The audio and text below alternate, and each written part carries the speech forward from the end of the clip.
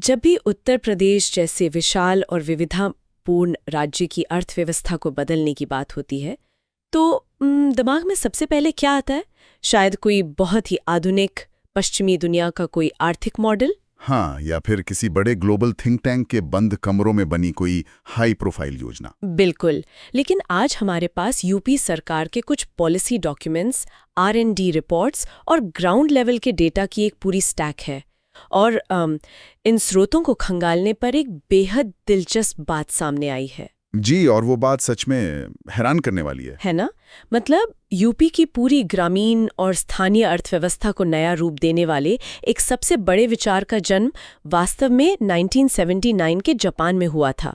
तो आज की इस गहन चर्चा का मुख्य विषय उत्तर प्रदेश सरकार की एक जिला एक उत्पाद यानी ODOP योजना है। और हमारा मिशन ये समझना है कि कैसे स्थानीय कौशल और पारंपरिक उद्योगों को ग्लोबल मंच पर ले जाने के लिए ये व्यवस्थित ढांचा तैयार किया गया है। एग्जैक्टली। अगर मैं इसे एक उपमा दूं तो ये योजना एक तरह की ग्लोबल रेसिपी की तरह है जिसे दुनिया भर में परखा जा चुका है, लेकिन यूपी ने इसमें पूरी तरह से अपने स्थानीय भारतीय मसाले मिला दिए हैं। देखिए, 1979 में जापान सरकार ने जो ये कॉन्सेप्ट शुरू किया था वो सिर्फ एक प्रशासनिक विचार नहीं था, बल्कि वो एक पूरा आर्थिक दर्शन था। आर्थिक दर्शन मतलब किस तरह का दर्शन? इसका मूल विचार ये था कि हर छोटे क्षेत्र की अपनी एक ताकत होती है, एक पहचान होती है, जिसे अगर सही से तराशा जाए तो वो दुनिया भर में अपनी जगह बना सकता है। अच्छा, तो ये सिर्फ लोकल मार्केट तक सीमित नहीं था? बिल्कुल नहीं। और जापान के बाद इस मॉडल की सफलता को देखकर थाईलैंड ने भी इसे अपनाया। फिर इंडोनेशिया, फिलीपींस, मलेशिया और यहां तक कि चीन ने भी इस मॉडल को अपने अपने स्थानीय ढांचे के हिसाब से ढाला।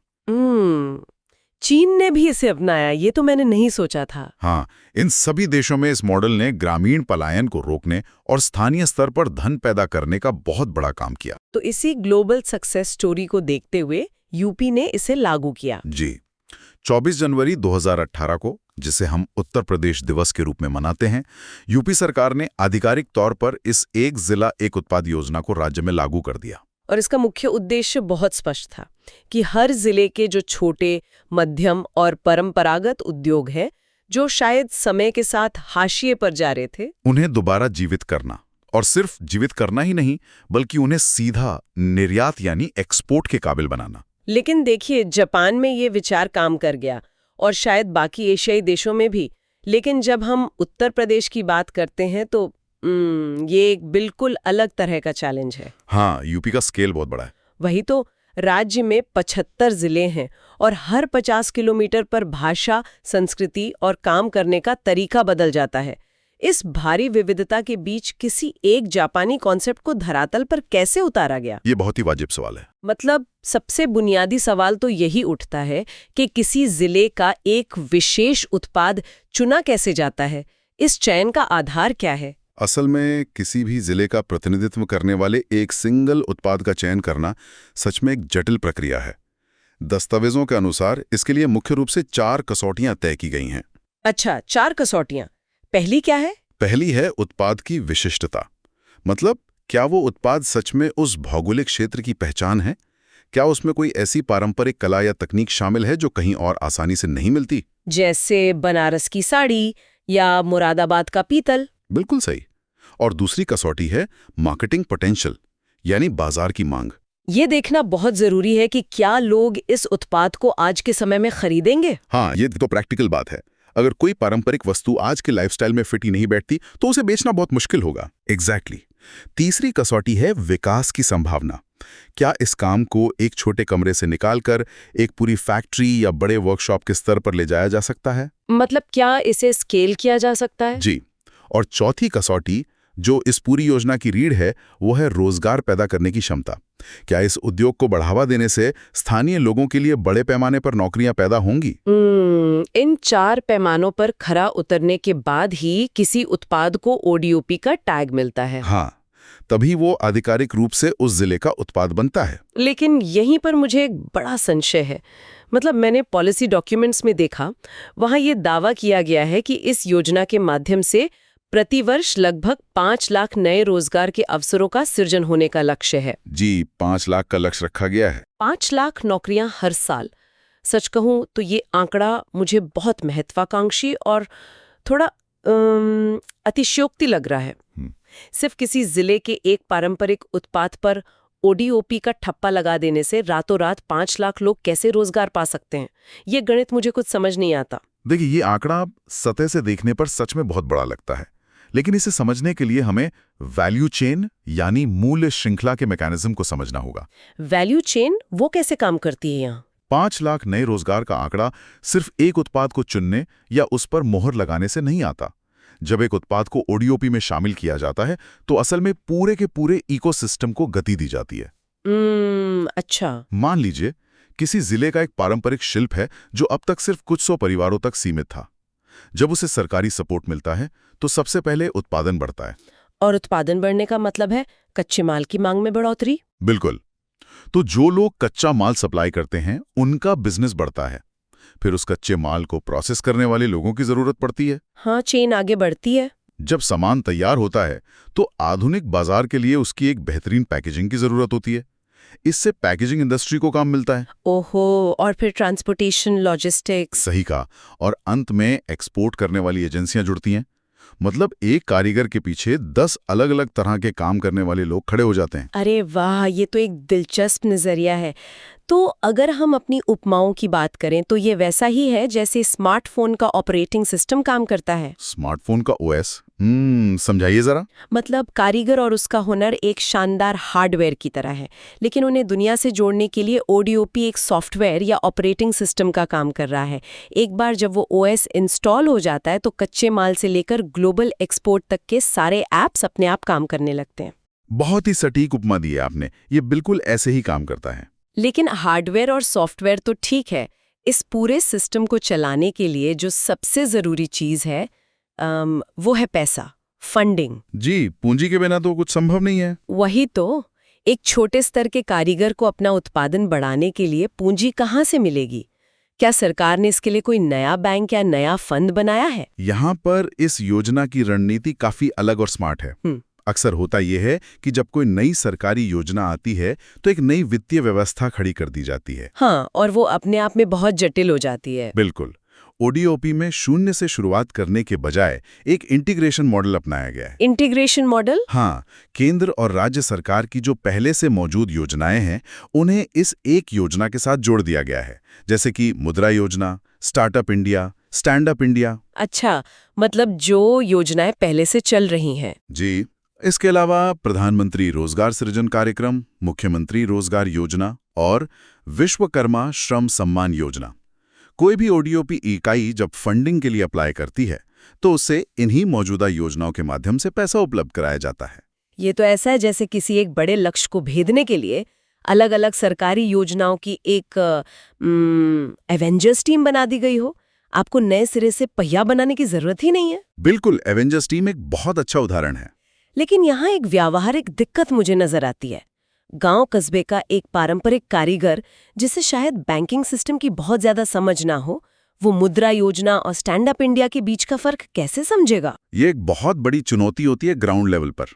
तो क्या वो इस ब्यूरोक्रेसी के जाल में उलझकर नहीं रह जाएगा? असल में यही वो जगह है जहां ओडीओपी का प्रशासनिक ढांचा एक फनल यानी सिंगल विंडो सिस्टम की तरह काम करता है। कारीगर को 6 अलग अलग बैंकों या दफ्तरों के चक्कर नहीं काटने पड़ते। तो वो सीधे कहाँ जाता है? वो सिर्फ ओडीओपी सेल के पास जाता है और ये सिस्टम तय करता है कि उस कारीगर के प्रोफाइल और जरूरत के हिसाब से कौन सी मौजूदा योजना सबसे सही रहेगी। अच्छा, तो सिस्टम उनके लिए ये फैसला करता है? जी। ये इंटीग्रेशन न सिर्फ पैसा बचाता है बल्कि समय और उस कारीगर की ऊर्जा भी बचाता है। चलिए, एवेंजर्स टीम तो बन गई और पैसा भी आ गया, लेकिन ग्लोबल मार्केट में जगह बनाने के लिए बिना अच्छी ब्रांडिंग और मार्केटिंग के कुछ नहीं होता। सही बात है। जो दिखता है वही बिकता है। बिल्कुल। एक छोटे जिले में बना कोई भी शानदार उत्पाद तब तक नहीं बिकेगा जब तक कि दुनिया को उसके बारे में पता न हो। इस योजना में पहचान और विजिबिलिटी को लेकर क्या काम हो रहा है? देखिए, मार्केटिंग और ब्रांडिंग इस पूरे इकोसिस्टम का दूसरा सबसे मजबूत पिलर है। सबसे पहला काम तो ये किया गया कि ओडीओपी उत्पादों की एक अलग पहचान स्थापित करने के लिए एक विशिष्ट लोगो विकसित किया गया। लोगो मतलब एक तरह का ट्रेडमार्क? हाँ, ये लोगो एक तरह से क्वालिटी और प्रामाणिकता की गारंटी बन जाता है।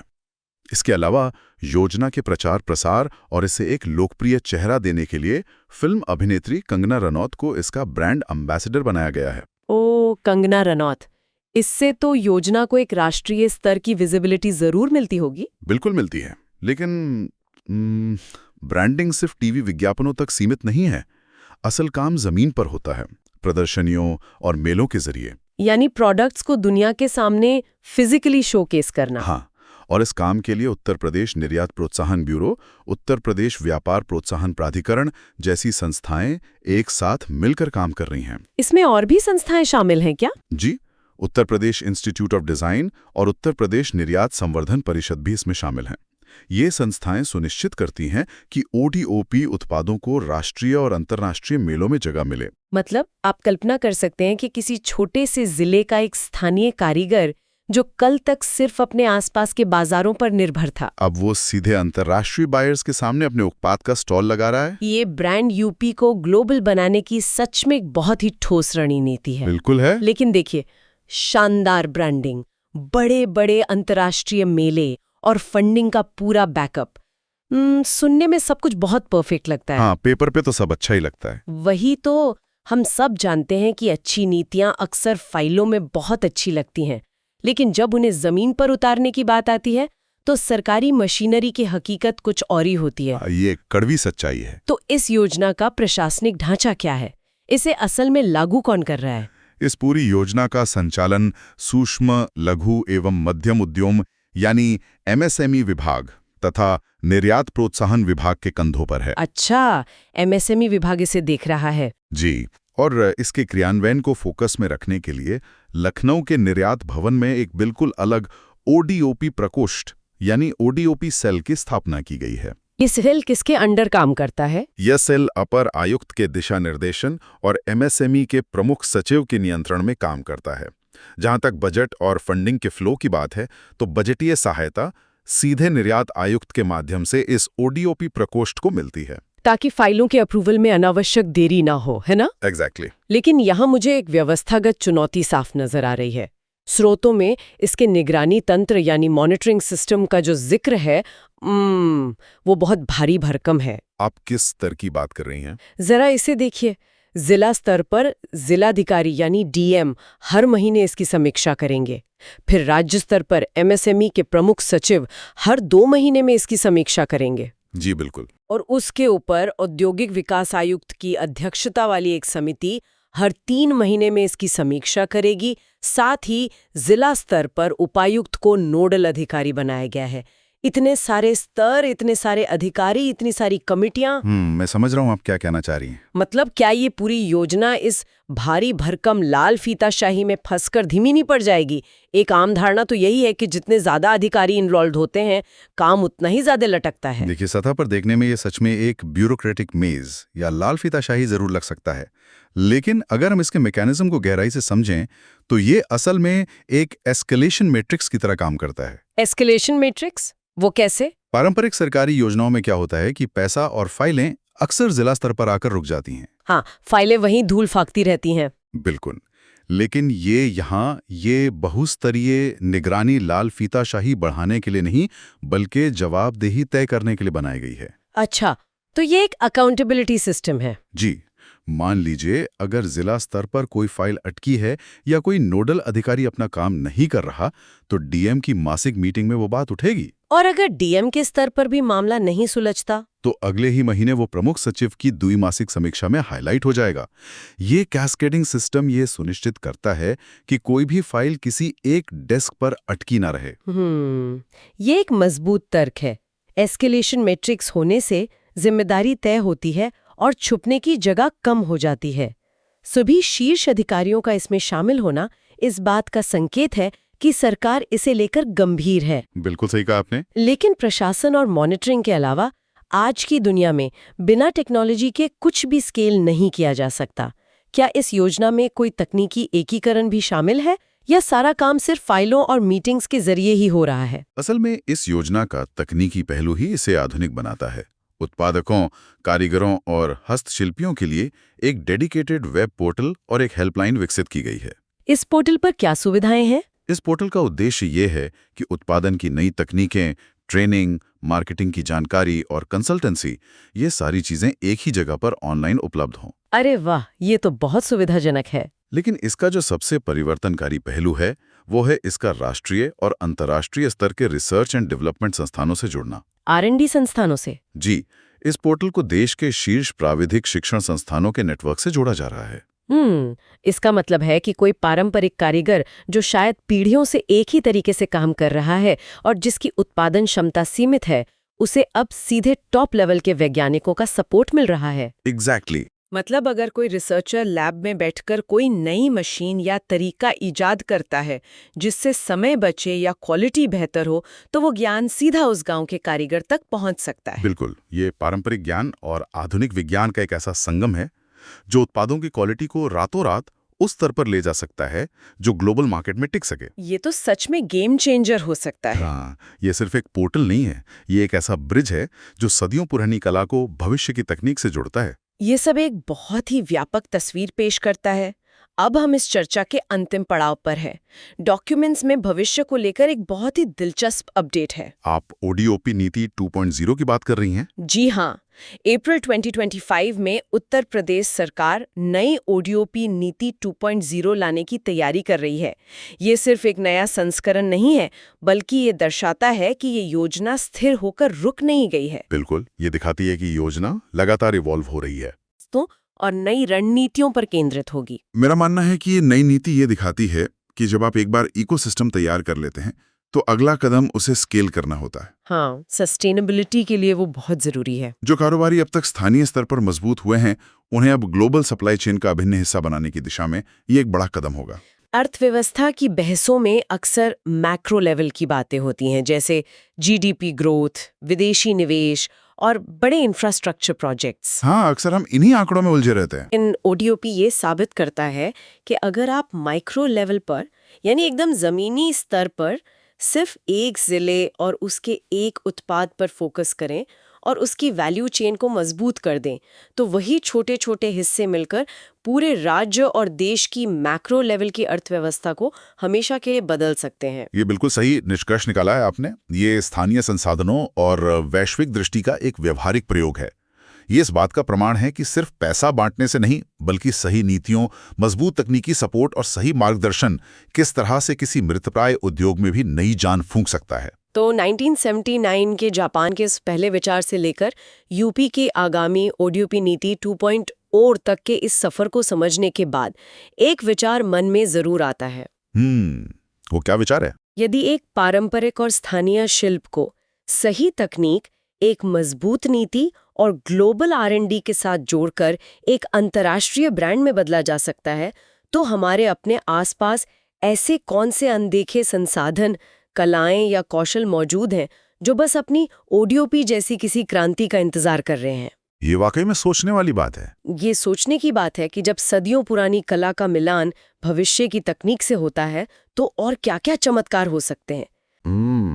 क्या ये बात थोड़ी चौंकाने वाली नहीं लगती कि उत्तर प्रदेश के एक छोटे से जिले में बनने वाली ढोलकें या फिर बांसुरी जैसे वाद्य यंत्र आज दुनिया भर के संगीत बाजारों और ऑर्केस्ट्रा तक अपनी धमक पहुंचा रहे हैं? हाँ, मतलब ये वाकई सोचने वाली बात है और काफी दिलचस्प भी है। बिल्कुल। तो स्वागत है इस विस्तृत चर्चा में, जहां हम सिर्फ सतही बातों पर नहीं रुकते, बल्कि सीधे डेटा और तथ्यों की गहराई में उतरते हैं। सही कहा। आज हमारे डेस्क पर जो सोर्सेस है ना, उनमें यूपी सरकार की एक जिला एक उत्पाद यानी जो ODOP योजना है उसकी ताज़ा मास्टर लिस्ट है, और साथ ही कुछ डीप इकोनॉमिक रिसर्च पेपर्स और सप्लाई चेन मैनेजमेंट से जुड़े हमारे नोट्स भी शामिल हैं। और मैं कहूँगा कि ये जो डेटा है ये एक बहुत ही शानदार आर्थिक कहानी बयां कर रहा है। एग्जैक्टली। तो आज का हमारा मिशन ये डिकोड करना है कि कैसे 75 से अधिक जिलों वाले एक विशाल राज्य के हर कोने की सांस्कृतिक और आर्थिक पहचान को एक फॉर्मल ढांचे में ढाला जा रहा है। हाँ, क्योंकि ये सिर्फ उत्पादों की कोई आम डायरेक्टरी नहीं है। बिल्कुल नहीं, ये परंपरा और आधुनिक अर्थशास्त्र का एक बेहद रणनीतिक और जीता जागता दस्तावेज है। तो इस मास्टर लिस्ट के डेटा को जब हम एक वृहद आर्थिक नजरिए से देखते हैं ना, तो ये एकदम स्पष्ट हो जाता है कि योजना महज कुछ स्थानीय वस्तुओं की मार्केटिंग तक सीमित नहीं है। अच्छा, तो फिर इसे हम किस तरह से देख सकते हैं? मतलब ये विकेंद्रीकृत विकास या जिसे हम डिसेंट्रलाइज्ड डेवलपमेंट कहते हैं, उसका एक बहुत ही आक्रामक ब्लूप्रिंट है। पारंपरिक तौर पर हम देखते हैं कि किसी भी राज्य की जो अर्थव्यवस्था होती है वो कुछ बड़े औद्योगिक शहरों के इर्द गिर्द ही घूमती है। हाँ, जहाँ सारा कैपिटल और लेबर इकट्ठा हो जाता है। बिल्कुल, लेकिन ये रणनीति उस पुराने मॉडल को सीधे चुनौती देती है। ये राज्य के लिए अपने इन्वेस्टमेंट पोर्टफोलियो को डाइवर्सिफाई करने जैसा है। राइट। सारा फोकस सिर्फ एक या दो बड़े टेक या मैन्युफैक्चरिंग हब पे रखने के बजाय ये 75 अलग अलग माइक्रो इकोनॉमीज को एक साथ विकसित करने का एक बहुत बड़ा प्रयास है। तो इस पोर्टफोलियो डाइवर्सिफिकेशन को थोड़ा और गहराई से समझते हैं। हमारी सोर्सेज में सबसे पहले उन उत्पादों का जिक्र है जो पहले से ही विश्व स्तर पर अपना दबदबा रखते हैं। हाँ, जो ऑलरेडी काफी मशहूर हैं। राइट। जैसे वाराणसी की बनारसी रेशम साड़ी हो गई, लखनऊ की जटिल चिकनकारी और जरी जरदोजी का काम हो गया। बिल्कुल। इसके अलावा आगरा के चमड़ा उत्पाद और स्टोन या मार्बल हस्तशिल्प, और निश्चित रूप से कन्नौज का इत्र और मुरादाबाद का धातु शिल्प, पीतल का काम। हाँ, तो इसे देखकर मुझे लगता है कि यह किसी सुपर हीरो की स्पेशल पावर जैसा है। मतलब जैसे हर जिले के पास अपनी एक जन्मजात सुपर पावर है जो उसे दुनिया में अलग बनाती है। ये एक बहुत ही अच्छी एनोलॉजी है। लेकिन एक सवाल आता है दिमाग में, जो श्रोता ग्लोबल सप्लाई चेन में दिलचस्पी रखते हैं वे शायद सोचें कि बनारसी साड़ी या कन्नौज का इत्र तो पहले से ही दुनिया भर में मशहूर है। हाँ, सदियों से मशहूर है। तो फिर एक सरकारी योजना के तहत इन्हें फिर से लिस्ट करना या ब्रांड करने की असल में आर्थिक उपयोगिता क्या है? ये एक बहुत ही क्रिटिकल एनालिसिस है। देखिए, मशहूर होने का मतलब ये बिल्कुल नहीं है कि वे उद्योग आर्थिक रूप से मजबूत या संगठित भी हों। अच्छा।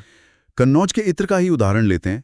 वहां पीढ़ियों से देग भपका विधि का इस्तेमाल होता आ रहा है, जहां तांबे के बड़े बर्तनों में प्राकृतिक तरीके से सुगंध निकाली जाती है। एग्जैक्टली।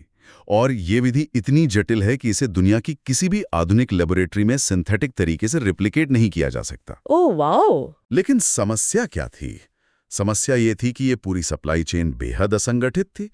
कारीगर अपनी कला में बहुत माहिर थे, लेकिन उन्हें इंटरनेशनल पैकेजिंग, क्वालिटी सर्टिफिकेशन और एक्सपोर्ट के जो कानूनी पहलू होते हैं उनकी समझ नहीं थी। मतलब प्रोडक्ट बेहतरीन है पर उसे ग्लोबल मार्केट तक सही तरीके से पहुंचाने का सिस्टम नहीं था। बिल्कुल।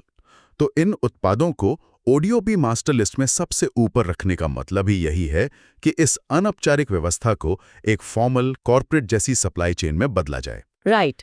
इससे होता यह है कि बिचौलिए कम हो जाते हैं, कारीगरों को संस्थागत लोन मिलना आसान हो जाता है और सबसे बड़ी बात, जीआई टैग्स के माध्यम से उनके बौद्धिक संपदा अधिकारों यानी आईपी की रक्षा होती है। मतलब ये सिर्फ कला के संरक्षण की बात नहीं है, ये तो सदियों पुराने हुनर को एक आधुनिक इकोनॉमिक शेल या एक सुरक्षा कवच पहनाने की प्रक्रिया है। सही कहा आपने। ये बहुत तार्किक लगता है, लेकिन जब हम रिसर्च पेपर्स और इस लिस्ट के दूसरे हिस्से की तरफ बढ़ते हैं तो वहाँ चीजें सच में मुझे बहुत हैरान करने वाली लगीं। हाँ, वहाँ कुछ सरप्राइजेस हैं। मशहूर चीजों से आगे कुछ ऐसे उत्पाद हैं जिन्हें देखकर कोई भी आम धारणा टूट जाती है। जैसे मैंने शुरू में कहा था, इस मास्टर लिस्ट में अमरोहा का उत्पाद वाद्य यंत्र है, विशेष रूप से ढोलक। बिल्कुल। पीलीभीत की पहचान बांसुरी से तय की गई है। कुशीनगर में केले के रेशे यानी बनाना फाइबर से बने उत्पाद चुने गए हैं। हाँ। वहीं बांदा का शजर पत्थर शिल्प, महोबा का गौरा पत्थर शिल्प और लखीमपुर खीरी तथा श्रावस्ती जैसे जो तराई जिले हैं, वहाँ के जनजातीय शिल्प या ट्राइबल क्राफ्ट्स को भी अर्थव्यवस्था की धुरी माना गया है। देखिए, ये वे जिले हैं जो शायद किसी पारंपरिक इंडस्ट्रियल मैप पर आपको कभी नजर ही ना आए। बिल्कुल नहीं आते। लेकिन जब हम लोकल रिसोर्स यूटिलाइजेशन की बात करते हैं ना, तो ये उत्पाद बहुत ही सटीक आर्थिक रणनीति का हिस्सा बन जाते हैं। पर यहीं पर मुझे थोड़ा संशय होता है। मतलब बनारसी साड़ी या आगरा के चमड़े के विशाल ग्लोबल बाजार को समझना तो बहुत आसान है। हाँ, वो तो एस्टैब्लिश्ड है। राइट। हाँ। लेकिन क्या वास्तव में अमरोहा में बनने वाली कुछ ढोलक या पीलीभीत की बांसुरियां एक पूरे जिले की अर्थव्यवस्था का इंजन बन सकती हैं? मतलब क्या केले के रेशे जैसी चीजें इतनी बड़ी इंडस्ट्री खड़ी कर सकती हैं कि उससे हजारों लोगों को स्थायी रोजगार मिल सके? इस संशय को हम अर्थशास्त्र के एक बहुत ही दिलचस्प सिद्धांत से दूर कर सकते हैं, जिसे निश मोनोपोली या विशिष्ट एकाधिकार कहते हैं। निश मोनोपोली। अच्छा। हाँ, अमरोहा का उदाहरण इस बात का क्लासिक केस स्टडी है। देखिए, अमरोहा सिर्फ कुछ ढोलक नहीं बना रहा है। वहाँ के जो कारीगर हैं, उनके पास आम, शीशम और नीम की लकड़ी को सुखाने, उसे एक खास आकार देने और फिर उस पर चमड़े को मढ़ने का एक ऐसा इंटरजेनरेशनल ज्ञान है जो कहीं और मिलता ही नहीं है। मतलब पीढ़ियों से चला आ रहा हुनर है। बिल्कुल। और इसी वजह से वे दुनिया भर के संगीत बाजारों के लिए परकशन इंस्ट्रूमेंट्स यानी तालवाद्य यंत्रों की सप्लाई का एक ऐसा चोक पॉइंट बन गए हैं जिसे पार किए बिना काम नहीं चलता। Oh wow. कोई दूसरा जिला अगर सोचे कि रातों रात फैक्ट्रियां लगाकर अमरोहा जैसी ढोलक बना ले तो वो नहीं कर सकता, क्योंकि उनके पास वो ऐतिहासिक स्किल क्लस्टर नहीं है। इसका मतलब है कि वे एक बहुत ही छोटे बाजार के सबसे बड़े खिलाड़ी हैं और उसी में उनका पूरा दबदबा है। एग्जैक्टली। और कुशीनगर के केले के रेशे का मामला तो इससे भी एक कदम आगे का है। वो कैसे? यह सिर्फ कला नहीं है, यह सर्कुलर इकोनॉमी का सीधा एप्लीकेशन है। कुशीनगर में केले की बहुत व्यापक खेती होती है। हाँ। अब होता क्या था कि एक समय में केले का तना या स्यूडोस्टेम फल तोड़ने के बाद किसानों के लिए सिर्फ कचरा बन जाता था, जिसे खेतों से हटाने के लिए उन्हें शायद अपनी जेब से पैसे खर्च करने पड़ते होंगे। बिल्कुल, खर्च करने पड़ते थे। लेकिन अब उसी कचरे से मशीन के जरिए मजबूत फाइबर निकाला जा रहा है। फिर उस फाइबर को स्पिन करके धागा बनता है और फिर उससे कपड़े, मैट और इको फ्रेंडली पैकेजिंग मटेरियल बन रहा है। क्या बात है। मतलब जो चीज पहले एक लाइबिलिटी थी, एक बोझ थी, वो अब एक एसेट बन गई है। इसे ही हम अर्थशास्त्र में वेस्ट टू वेल्थ कन्वर्जन कहते हैं। ये वाकई एक सॉलिड मैकेनिज्म है। प्राकृतिक रूप से जो आपके पास बहुतायत में है उसी को अपनी सबसे बड़ी ताकत बना लेना। सही कहा। अब हस्तशिल्प और कला के इस गणित को समझने के बाद अगर अपने सोर्सेज में थोड़ा और आगे बढ़ें तो इस मास्टर लिस्ट का एक बहुत बड़ा हिस्सा उन उत्पादों का है जो सीधे तौर पर उपभोग से जुड़े हैं। यानी कृषि और खाद्य प्रसंस्करण। हाँ, फूड प्रोसेसिंग। हमने अभी देखा कि कैसे अमरोहा अपनी कला से निश मोनोपोली बना रहा है, लेकिन जब हम लिस्ट के कृषि उत्पादों को देखते हैं तो यहाँ पेरिशेबल गुड्स यानी जल्दी खराब होने वाले उत्पादों का एक बिल्कुल अलग तरह का अर्थशास्त्र सामने आता है। ये एक विशाल थाली की तरह है जिसमें उत्तर प्रदेश का हर जिला अपना एक खास स्वाद परोस रहा है। बिल्कुल। और देखिए, कृषि किसी भी बड़ी आबादी वाले राज्य का बेसलाइन इकोनॉमिक ड्राइवर होती है, और इस सूची में खाद्य उत्पादों का जो चयन किया गया है वो बहुत ही रणनीतिक तरीके से किया गया है। तो इस रणनीति को कुछ उदाहरणों से डिकोड करते हैं श्रोताओं के लिए। हाँ, बताइए। मास्टर लिस्ट में सिद्धार्थनगर और चंदौली जैसे जिलों का खास काला नमक चावल शामिल है। राइट। और रैया में जो फोकस है वो दुग्ध प्रसंस्करण पर है, जिसमें विशेष तौर पर वहां का देसी घी आता है। हाथरस की मशहूर हींग, अयोध्या और मुजफ्फरनगर का गुड़ और प्रतापगढ़ का आंवला भी इस सूची का अहम हिस्सा है। बलरामपुर और गोंडा जैसे जिलों की दालें भी इसमें शामिल हैं। हाँ, वो भी हैं। अब जो श्रोता कमोडिटी मार्केट को थोड़ा बहुत फॉलो करते हैं वो सोच सकते हैं कि ये सारी चीजें तो सदियों से उगाई और खाई जा रही हैं। बिल्कुल। तो इस योजना में इन्हें शामिल करने के पीछे क्या नया आर्थिक विज्ञान है? इसमें सबसे महत्वपूर्ण शब्द कृषि नहीं है, बल्कि प्रसंस्करण या प्रोसेसिंग है। अच्छा। इसे अर्थशास्त्र में वैल्यू एडिशन मल्टीप्लायर कहा जाता है। ये कैसे काम करता है? देखिए, अगर कोई किसान अपने खेत से सीधे कच्चा माल बेचता है तो उसके प्रॉफिट मार्जिन हमेशा न्यूनतम होते हैं।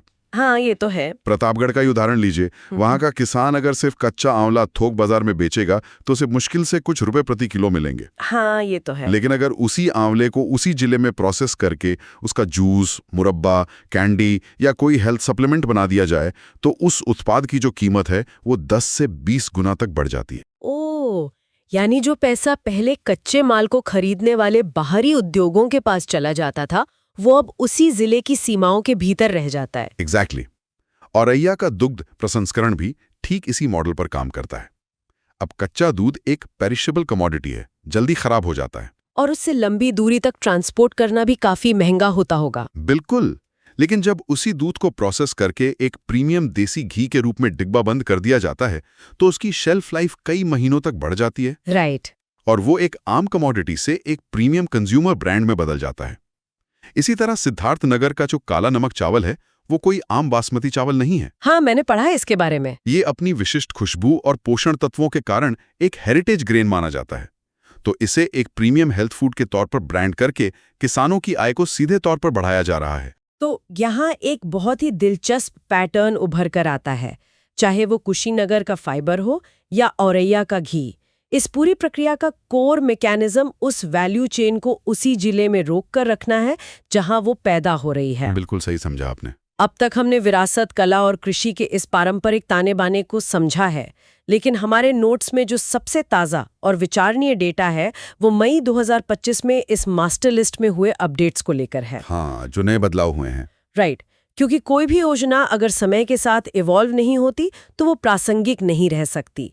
इन नए जोड़े गए उत्पादों पर नजर डालना हमारे लिए बहुत जरूरी है। और ये बदलाव हमें बताते हैं कि नीतियां बनाने वाले लोग जमीनी हकीकत और जो बदलती हुई बाजार की मांगे हैं उनको कैसे पढ़ रहे हैं। तो इन अपडेट्स को देखते हैं। बागपत में कृषि मशीनरी और उससे जुड़े उपकरणों को नए उत्पाद के रूप में जोड़ा गया है। आगरा, जिसकी पहचान हमेशा से चमड़े के काम से रही है, अब वहां सभी प्रकार के फुटवेयर को शामिल कर लिया गया है। हाँ, ये एक बड़ा शिफ्ट है। बलिया में बिंदी के साथ साथ अब सत्तू उत्पाद जुड़ गए हैं। बिजनौर में काष्ठकला के साथ ब्रश और उससे जुड़े उत्पाद आ गए हैं। राइट। इसके अलावा एटा में चिकोरी उत्पाद, सहारनपुर में लकड़ी की नक्काशी के साथ साथ हुजरी उत्पाद और गाजियाबाद में इंजीनियरिंग गुड्स के साथ वस्त्र और परिधान को जोड़ा गया है। बिल्कुल। अब इन नए बदलावों को देखकर एक स्वाभाविक सा सवाल उठता है। मतलब जब हम ओडीओपी के बारे में सोचते हैं तो दिमाग में कन्नौज के इत्र या बनारसी साड़ी जैसी बहुत ही रोमांटिक और सांस्कृतिक छवियां आती हैं। हाँ, एक हेरिटेज वाली फीलिंग आती है। बिल्कुल। लेकिन कृषि मशीनरी, सिंथेटिक जूते या ब्रश जैसी चीजें इस सांस्कृतिक विजन में एकदम फिट नहीं बैठती। तो क्या ये योजना अपने मूल विचार से भटक कर एक सामान्य इंडस्ट्रियल लिस्ट बनती जा रही है? ये बहुत ही जायज ऑब्जर्वेशन है। लेकिन अगर हम इसे सप्लाई चेन और एग्लोमरेशन इकोनॉमीज के चश्मे से देखें तो ये कोई भटकाव नहीं है। तो फिर ये क्या है? यह एक बेहद प्रैग्मैटिक यानी व्यावहारिक एवोल्यूशन है। एग्लोमरेशन का मतलब होता है कि जब एक ही तरह के कई उद्योग किसी एक जगह पर इकट्ठा होते हैं तो उनके लिए कच्चे माल की लागत कम हो जाती है, स्किल्ड लेबर आसानी से मिल जाती है और पूरी सप्लाई चेन सस्ती हो जाती है। बिल्कुल। अब बिजनौर का ही उदाहरण लें। वहां शायद ब्रश बनाने का कोई 100 साल पुराना सांस्कृतिक इतिहास ना हो। राइट।